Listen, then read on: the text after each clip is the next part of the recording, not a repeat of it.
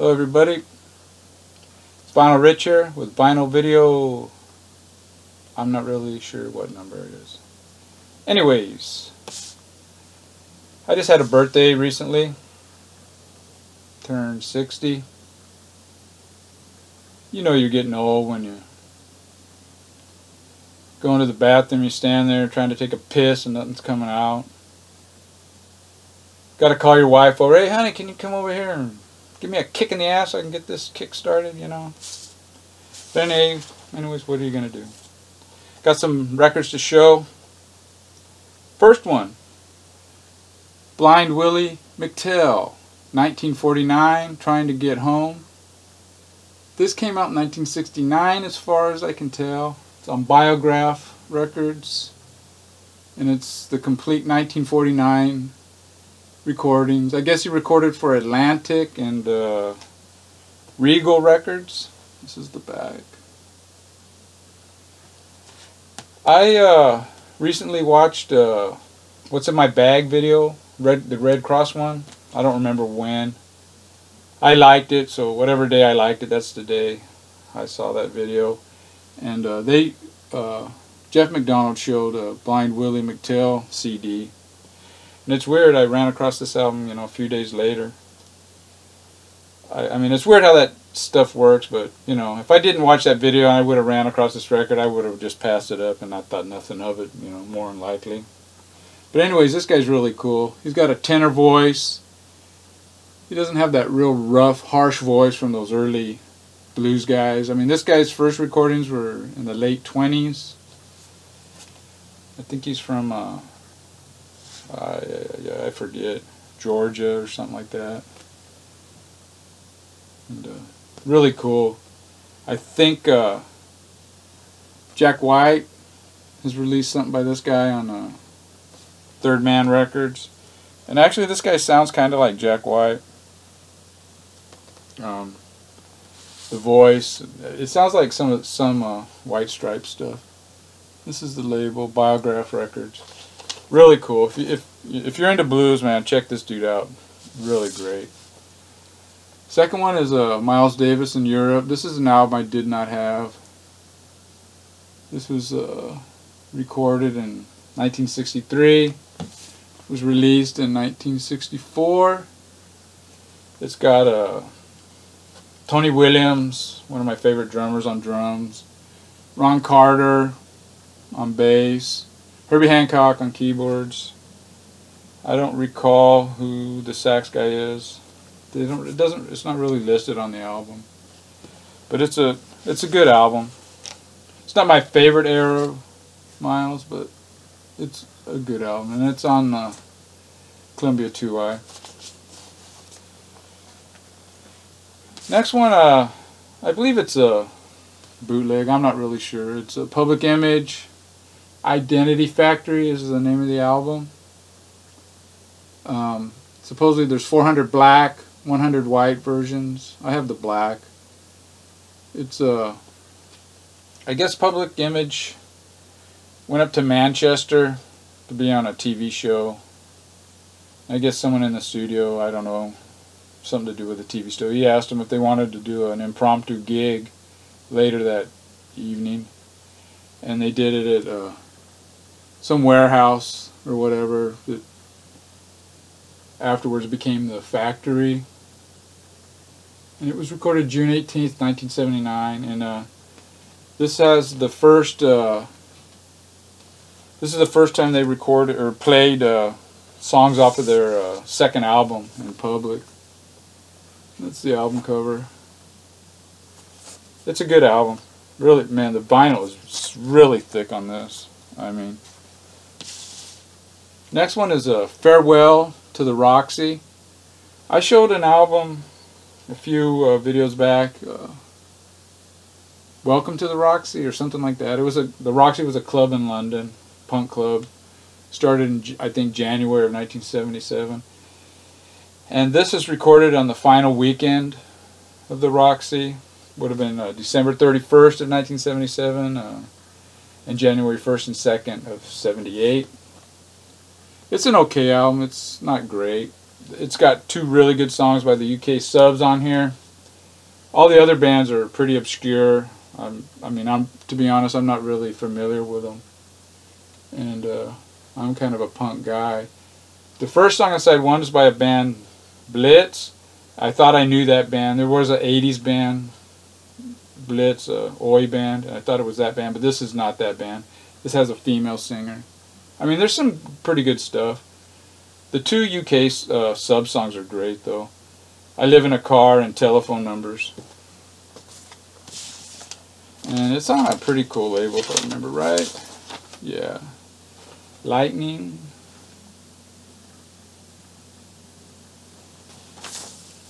I mean, it's cool to add that to my collection. Alright, next one.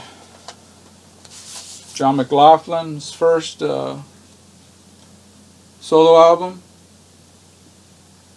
This was originally released in 1969, but it wasn't released until 1972 in the U.S.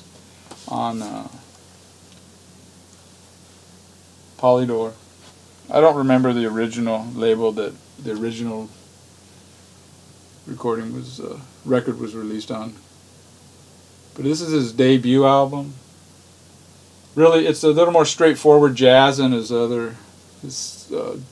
Mahavishnu orchestra stuff. A little more subtle. Really great sax on this, and I highly recommend this album. It's a really good jazz album. Early 70s. Well, actually, it came out in 69.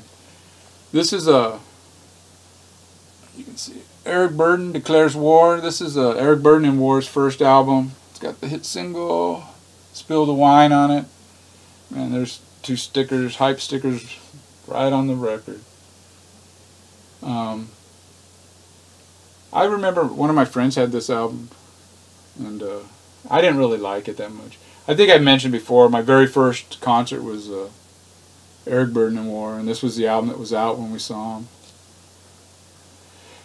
I don't think the second one was out yet. In fact, I'm pretty sure it wasn't. But anyways, this album is I re-listened to it, and I like it a lot more than I remember liking it back then. It's got a pretty cool version of Tobacco Road. Spill the Wine, of course. But The Vision of Roshan, the first song on side 1, that's a good song too. Pretty cool album cover. And the album's in excellent shape. Next one is Umas Iklia. I think I had like 3 of his albums in the 70s, and this was one of them. This was my favorite of the 3 that I had. This came out in 1969, and it's a really good album. It was probably a casualty of my first marriage. We split the records, and it's on the Uni label. I really don't have too many records on that label, but yeah, that's a really good album.